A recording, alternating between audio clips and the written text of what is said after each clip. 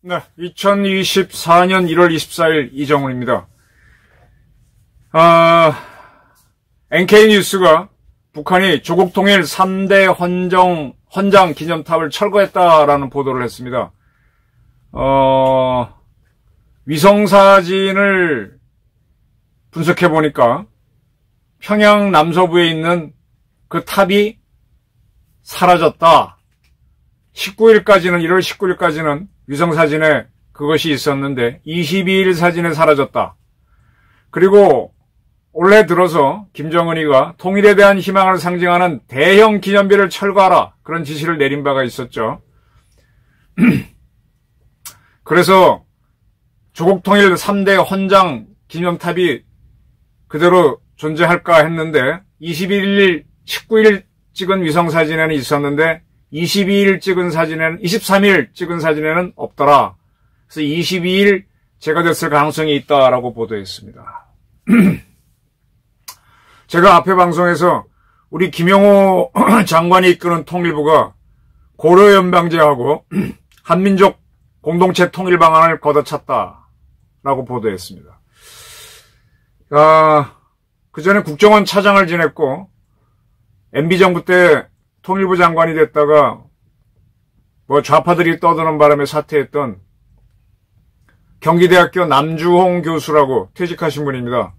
제가 공부할 때 제가 배우고 좋아했던 교수님인데 그분이 오랫동안 남북관계를 보면서 남북은 일란성 쌍둥이다. 아주 똑같이 움직인다는 얘기를 자주 했어요. 즉 북한이 핵무기 만들면 우리도 핵무기 만들고 핵을 못 만들면 핵 비슷한 거라도 하고 북한이 미사일 만들면 우리도 미사일 만든다. 지금 북한이 ICBM급 화성 15, 17, 18 만들고 있는데 이미 대한민국은 ICBM급 미사일을 시험 발사했고 또 발사하고 있죠. 2번 공개했었죠. 그리고 핵탄두는 없지만 핵탄두급 위력을 가진 재래식 미사일을 탄두를 개발했습니다. 그리고 남북한은 동시에 우리는 현무 2B라 그러나 북한은 화성 뭐라 그러나 숫자가 하도 헷갈리는데 똑같이 러시아의 이스칸데르 미사일을 토대로 단거리 지대지 미사일을 개발했습니다. 그 다음에 대한민국은 미국의 에이타킴스를 토대로 한국형 에이타킴스인 KSSM인가요? 하고 개발했고 북한도 그와 비슷한 걸 개발하고 있죠. 거의 동시에 그렇게 합니다. 왜 그런지 모르겠어요. 제가 살면서 형제라는 거를 이렇게 보니까 서로 미워하고 좋아하고 여러 가지 경우가 있잖아요. 그런데 이 DNA가 아버지한테 어머니한테 각각 50% 받은 비율은 똑같잖아요. 그래서 그런지 각자의 성향대로 달리 풀어내긴 하지만 비슷한 거를 발상하는 걸 제가 많이 발견합니다. 남북이 그래요. 우리 김영호 장관이 이끄는 통일부가 고려연방제 한민족 공동체 통일 방안을 걷어찼다. 네, 걷어찼어요. 발표할 시기만 걷어찼습니다.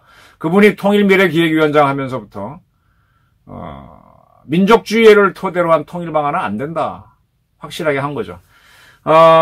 지금 우리 독일 통일을 토대로 대한민국 통일을 하자는 사람들이 굉장히 많습니다. 독일은 어떻게 통일됐는가 하면은 동독과 서독은 전쟁을 안 했죠.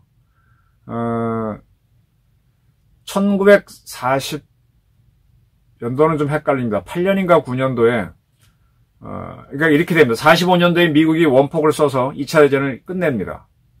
미국이 세계 유일의 패권국가가 됐죠. 그래서 연합국을 다 모으고 또 연합국에 가담하고 싶은 나라도 다 넣어주고 패전한 국가들도 연합국에 넣어주면서 유엔을 만듭니다. 유엔이라고 하는 거는 원래 미국과 영국이 만들었던 2차 대전 연합국이 유나이티드 네이션스예요. 그 연합국을 확대한 게 국제기구 유엔입니다. 그랬는데 그때 이제 전범 국가인 이탈리아는 빨리 독일과 영국이 점령했기 때문에 거기는 이제 미국과 영국의 군정을 받다가 그다음에 새로 세운 이탈리아 정부는 연합국에 가담했기 때문에 문제가 없는데 독일하고 일본은 거의 2차 대전 막판에 항복했잖아요. 그래서 이제 전쟁 끝나고 뭐 만들 때 이 연합국 간의 합의가 이루어져야 돼요. 이걸 어떻게 다룰 것이냐. 이탈리아는 같은 연합국인 미영이 먹었으니까 쉽게 합의가 되는데 또 일본도 미국이 먹었으니까 비교적 쉬운데 이 독일은 소련이 들어와서 같이 먹었단 말이에요. 영국하고 프랑스가 먹은 거는 미국하고 의견을 맞출 수가 있는데 이런 상태에서 미국이 핵 개발을 했는데 2년 후에 소련이 핵 개발을 하면서 그리고 소련은 자기네가 해방시킨 동유럽 나라들 헝가리, 체코슬로바키아를 다 공산화시키니까 미영이 굉장히 의심하죠. 그래서 나토를 만듭니다. 그러면 냉전이 확 올라가죠. 그러니까 이제 스탈린이 유럽에서의 냉전을 어떻게 막 질 수는 없고 하다 보니까 1950년 김일성을 불러서 너 한번 해봐. 그래서 6.25를 터뜨리는 겁니다. 그런 와중에 이제 6.25 전쟁 때문이기도 하고 유럽에서의 냉전이 치열해지고 그때 소련이 베를린 장벽을 봉쇄하고 베를린으로 들어오는 도로를 막고 막 그러니까 미국과 영국과 프랑스가 점령한 서독 지역을 묶어서 정부를 만들어줍니다. 그러면 그 나라는 연합국하고 싸워왔기 때문에 전쟁 상태를 끝낸다는 강화조약을 맺어야 되는데 맺지를 않았어요. 그리고 그러한 서독을 나토에 넣어버립니다. 나토에 넣어버리고 서독은 군대를 만들게 해요. 근데 서독은 자기네 국민 세금으로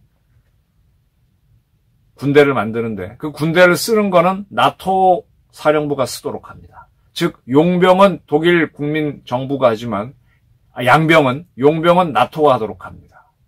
그러니까 소련도 동독 정부를 만들고 그럼 동독도 연합국가 강화 조약을 맺어야 되는데 그걸 안 맺고 소련이 만든 바르샤바 조약기구에 가입시킵니다. 그리고 똑같이 동독 주민들의 세금으로 동독군을 만들지만은 동독군의 사용은 바르샤바 조약기구 사령부가 하도록 합니다. 이렇게 쭉 왔어요. 근데 독일이란 나라는요, 원래, 어떻게 설명해야 되나. 여러분, 그 1차 대전이 끝나고 난 다음에 바이마르 공화국이 생기죠? 바이마르가 무슨 뜻입니까? 바이마르. 그리고 독일이 이제 바이마르 공화국 전에는, 프러시아 제국이랬죠. 프러시아는 또 뭡니까? 이게 뭔가 하면은, 우리나라가 삼국시대 이전에 보게 되면 고구려, 백제, 신라 말고도 마한, 진한, 변한, 가야, 옥저, 부여 막 이렇게 쪼개져 있었죠. 같은 뿌리인데 나라가 따로 있었던 거예요. 그런 상태였던 겁니다. 독일이 아주 오랫동안 게르만족들이.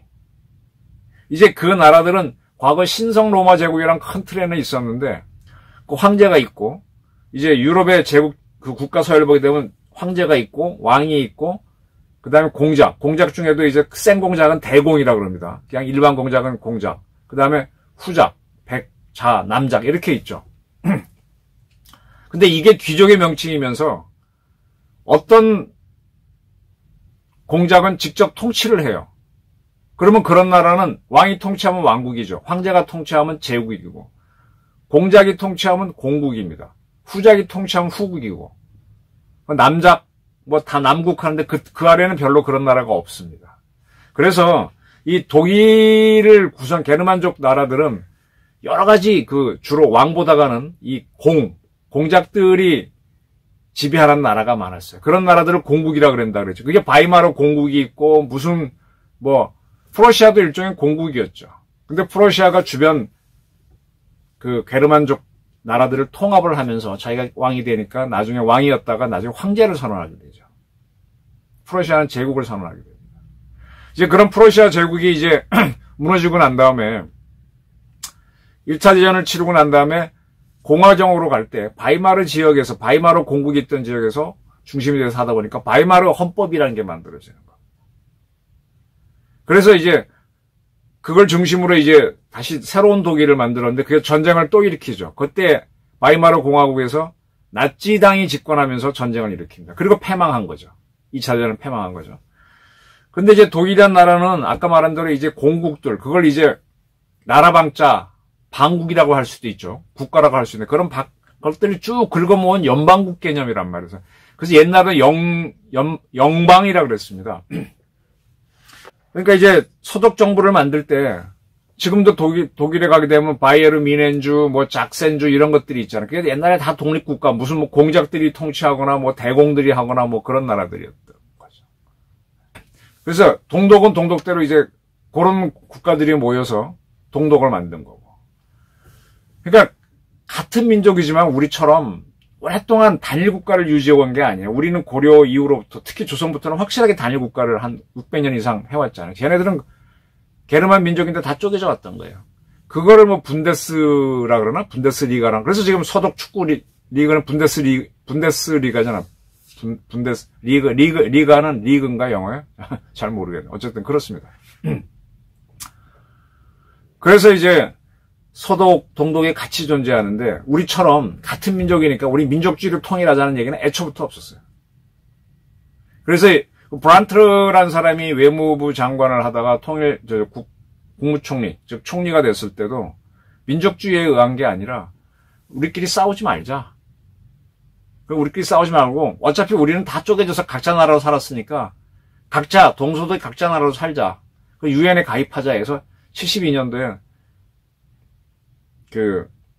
이제 두 나라가 이제 동서도의 별도 나라가 되려면 우리가 한국과 일본이 우리가 일본의 식민지에 따라 독립해갖고 이제 독립했지만 일본한테는 인정 못 받은 거잖아요. 그래서 일본이 우리 독립을 인정하고 우리도 이제 일본에 대해서 그래 너랑 나랑 확실히 다른 나라 이런 거 하려면 서로 조약을 처음 맺잖아요. 그게 기본조약이잖아요. 한일 기본조약을 64년에 맺었죠. 지금부터 60년 전에 맺었네요. 그리고 65년도에 발효시키면서 한국과 일본은 별도 나라가 된 거잖아요. 확실하게, 그죠? 그전에 그냥 정치적으로 독립만 한 거고, 이제 일본이 인정하는 독립이 된 거죠. 그것처럼 72년도에 브란트가 있을 때 동서독이 기본조약 맺으면서 완전히 별개 국가가 되면서 각자 유엔에 가입합니다. 그 두 개는 뭐 옛날에도 뭐 우리 주별로 다른 나라에서 살자 쭉 지내다가 1989년도부터 이제 독립적 공산국가가 무너지기 시작합니다. 그래서 베를린 장벽도 무너지고 동독의 공산주의 정부가 무너지죠. 그때 동독의 이 시민들이 그중에 엘리트들이 모여가지고 야 우린 돈도 없고 소련이 우리 지원도 안 한다니까 우린 나라를 끌 능력도 없으니까 저 서독을 구성한 그것도 영방이라 그랬잖아요. 여러 바이에르 미넨주, 작센주, 도르트문트 이런 주들이 우리도 5개 주가 하나 나라 만든 건데 이 5개 주의 나라를 없애고 서독 영방에 들어가자라는 걸 합니다. 그래서 동서독 또 조약을 또 맺어요. 옛날엔 별개 나라로 하는 기본조약이었습니다. 그걸 맺고 난 다음에 2차 대전 때 보게 되면 네 나라가 독일을 점령했습니다. 그래서 네 나라가 합의한 대로 독일 문제를 처리하려는데 합의가 안 돼갖고 미영불이 합의된 데는 서독, 소련은 합의 안 했으니까 동독으로 나눴는데 이 동서독이 서로 우리끼리는 한 나라가 되겠다. 그러나서 네 나라를 설득합니다. 미국이 적극 찬성, 영국과 프랑스도 오케이. 그 소련이 뿔뚝한데 소련이 그때 경제가 엉망이니까 뭐 좀 내놔야지 그러니까 100억 달러를 지원해줘요. 그래서 통일을 인정받는 겁니다. 평화 통일을 한 거죠. 그 100억 달러는 이제 순차적으로 나중에 빚으로 받아냅니다. 독일은 그렇게 통일된 거를 우리가 참고해서 그런 식으로 통일하자는 건데 근데 우리는 동서독이 기본조약을 맺었던 72년도 그리고 2년 지나는 우리는 박정희 대통령 때 이우라 정보부장이 북한에 갔을 때 북한이 야 우리는 연방국가도 아니고 뭐도 아니었으니까 하면서 우리끼리 할 수 있는 거는 외세에 간섭받지 말자. 우리끼리 해보자. 자주. 그리고 싸우면서 하지 말자. 그러니까 평화. 그건 합의가 될 수 있죠. 그 다음에 우리는 한민족이니까 민족 대단결하자. 그러니까 자유, 평화, 자주, 평화, 민족 대단결. 3원칙을 서로 합의네. 합의. 그 7.4 공동성명의 기본 정신이잖아요. 그래서 이때 우리는 민족주의에 덫에 탁 걸렸습니다. 독일 통일, 평화 통일 과정에서 민족이라는 얘기가 안 나오는데 우리는 민족이라는 게 탁 걸려버렸어요. 독일도 자주 통일했고 평화 통일을 했는데 독일은 민족 대단결이라는 개념은 없습니다. 이제 이렇게 7.4 공동성명을 하고 나서 그 다음에 이제 북한이 80년에 고려민주연방공국이라는 걸 만들죠. 그게 뭔가 하면은, 제가 한번 설명드렸죠. 이 연방이라는 거는 보통, 페더레이션, 인데, 그거보다 큰 컨페더레이션이라든지, 커먼웰스라든지, 그 다음에 유니온, 이런 것들은 주권이 있는 나라들이 들어오는 겁니다. 우리 국제기구 중에 유엔이 있잖아요. 유엔에 200몇 개 국가들이 있는데, 유엔은 다, 회원국들은 자기 주권이 있죠. EU를 구성한 30몇 개 나라를 또 각자 주권이 있습니다. 나토를 구성한 나라를 또 각자 주권이 있고요. 우리 환태평양 경제공동체 APEC에 참가한 나라들도 자기 주권이 있습니다. 그러나 아까 페더레이션 나가는 그런 연방에 들어간 나라들은 자기 주권이 없죠. 그러나 컨페더레이션부터 유니온, 커먼웰스, 영연방 같은 거 이런 데 들어간 나라는 주권이 있습니다. 이 북한에서 고려 연방제를 제의할 때 영어로는 코리안 컨페더레이션, 즉 남북한이 주권이 있는 나라로 들어가는 거예요. 그건 한국과 일본이 국제기구 쿼드를 만든다, 뭘 만든다, 에이펙을 만든다 그거 같은 거예요. 근데 이게 통일 방안이라고 그랬거든. 그러면서 93년도에 조국 통일을 위한 민족 대단결 10대 강령을 만들어서 계속 민족주의를 겁니다. 여기에 대응하는 걸로 이제 노태우 정부 때 우리도 한민족, 우리 민족주의로 공동체를 만든다. 이것도 일종의 남북한이 주권을 갖고 있는 컨페더레이션 개념으로 통일하자. 이런 개념이니까 어떻게 보면 우리가 북한하고 같이 간 거죠. 이러다 보니까 북한의 주체 사상이 이제 민족주의니까 합치자 그래서 대한민국의 주사파가 설쳤던 건데 이게 오랫동안 끌고 왔습니다. 근데 작년부터 김여정이가 8월 달부터 대한민국 어쩌고 하면서 민족주의를 버리는 듯이 나가고 까부르면 대신에 먹는다 그랬는데 우리 김용호 현재 통일부 장관이 이끄는 그때는 이제 통일부 산하의 자문위로 통일 미래 기획위원회인가 그 위원장을 하면서 우리도 한민족 공동체 방안 말고 다른 걸 만들겠다라고 해서 지금 거의 공개는 안 했지만은 갖고 있습니다. 지금 남북이 동시에 민족주의에 대한 통일 방안을 버렸습니다. 즉 우리가 착각을 했던 그 동서독 통일 방안은 민족주의가 아니었다는 걸 우리가 남북이 모두 발견한 거죠. 자, 그런 상태에서 북한이 지금 우리가 한 거는 애써 이제 우리가 보도를 안 해주고 또 뉴스 가치가 적으니까 사람들이 관심이 없는데 북한은 계속 그걸 떠들면서 대한민국 것들 하다가 자기들이 이제 자주 평화 민족 대단결 그 7.4 헌정 7.4 공동성명 얘기 그 다음에 이제 조국통일 3대 원칙 요게 이제 7.4 공동성명에서 나온 거죠. 그 다음에 80년 고려민주연방공화국 창립방안 그 다음에 93년 조국통일 10대 민족 대단결 10대 강령 이게 그들이 말한 조국통일 3대 헌장이거든. 이 3대 헌장을 기리는 기념탑을 평양에 만들어 놨었어요. 저도 평양 갔을 때 찍은 것 같기도 하다. 그때 그게 뭔지 몰랐는데 이거를 없애버렸죠. 우리 쪽에서는 이제 이걸 하는 대표적인 기구가 남북한에서 민화역 같은 거였고 많았죠. 이제 다 없어지겠죠. 그럼 어떻게 되나요? 이제 찾아야죠. 어떻게 찾느냐? 남과 북이 이제 민족주의를 토대로 합친다는 건 새빨간 거짓말인 게 드러났으니까 어떻게 합치냐? 북한도 이제 우리가 까불고 대들면은 완전 평정하겠다. 우리도 마찬가지죠. 그러니까 지금 어떻게 보면 전쟁 가능성은 매우 올라갔어요. 오늘도 신원식 국방부 장관이 청주인가? 17 공군 비행장 거기가 이제 F-35 기지인데 가가지고 여차하면은 떠라 그런 투로 했죠. 지금 즉강 끝을 강조하는 우리 신원식 장관이 굉장히 우리 군부를 독려하면서 북한이 뭔 짓만 하면은 그냥 후다닥 대응하라 이렇게 하고 있습니다. 근데 번다로 지금 이재명 대표는 해병대 청룡부대 가가지고 애들이 비디에 나달래니까 좋다 그러고 군인들 지금 휴대폰 쓰고 하면 군기 떨어지는데 휴대폰 통화요금 깎아주겠다라 그러고 수당 올려주겠다 이런 소리는 하고 있습니다. 지금 신원식 장관유로 가는 게 좋은지 이재명유로 가는지 좋은지는 나중에 표를 봐야 알겠지만은 대만 같은 경우에는 군 복무기간 4개월을 주장했던 국민당이 대통령 선거에서 집니다. 우리는 어떻게 될지 모르겠어요. 지금 어쨌든 지금 남북은 그 하노이 노딜 이후 민족주의 갖고 어떻게 우리를 속여먹어갖고 미국하고 내통해가지고 우리를 민족주의를 잡아먹으려고 했던 게 완전히 박살났잖아요. 그러면서 트럼프는 상당히 남북 문제에 큰 도움을 줬어요. 돈은 우리한테 많이 받아냈다고 후려쳤지만 이제 문재인류의 사기는 이재명류의 사기를 거쳐서 사라질 겁니다. 힘을 잃을 겁니다.